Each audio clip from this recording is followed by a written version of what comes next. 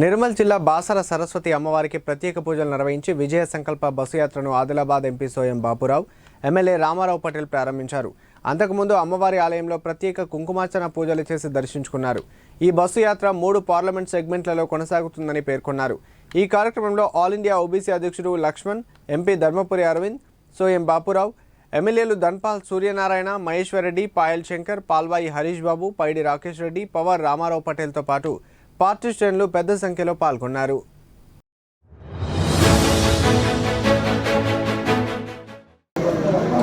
తెలంగాణ రాష్ట్రంలో లోక్సభ సీట్లు ఎక్కువ గెలవాలన్న ఉద్దేశంతో భారతీయ జనతా పార్టీ కేంద్ర రాష్ట్ర పార్టీ నిర్ణయం ప్రకారం ఈ రోజు నుంచి బస్సు యాత్ర ప్రారంభం జరిగింది. ముఖ్యంగా 3వసారి ప్రధానమంత్రి నరేంద్ర మోదీ గారు దాదాపుగా భారతీయ జనతా పార్టీ 370 సీట్లు గెలవాలనే లక్ష్యంతో ఇవాళ భారతీయ జనతా పార్టీ పనిచేయడం జరుగుతుంది.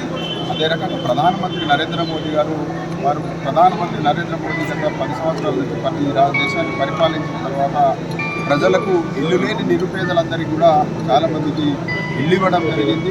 అదే రకంగా గ్యాస్ సిలిండర్ లేని లబ్ధిదారులు ఎవరైతే ఉన్నారో వాళ్ళందరికీ ఫ్రీగా ఉచితంగా గ్యాస్ సిలిండర్ ఇవ్వడం జరిగింది. అదే రకంగా పేదవాళ్ళు ఎవరు కూడా భారతదేశంలో ఆకలితోటి ఎవరు కూడా ఉండదన్న ఉద్దేశంతో ఒక్కొక్క వారికి 5-5 కేజీలు ఫ్రీ బియ్యం. తెలంగాణలో విజయ సంకల్ప యాత్ర ప్రారంభమైంది. ఈ ప్రారంభానికి ఇక్కడ వచ్చేసిన మా పార్లమెంట్ సభ్యులు బాపురావు గారు, మాజీ పార్లమెంట్ సభ్యులు రాఠోడ్ గారు, మా ఎంపీపీ, జెడ్పీటీసీ, అదేవిధంగా పార్టీ ప్రెసిడెంట్ అందరికీ పేరు పేరున ధన్యవాదాలు తెలియజేస్తున్నాను. ఈరోజు ఏదైతే సంకల్ప యాత్ర వస్తుంది, 17 సీట్లు మేము భారతీయ జనతా పార్టీ తెలంగాణలో గెలాలి.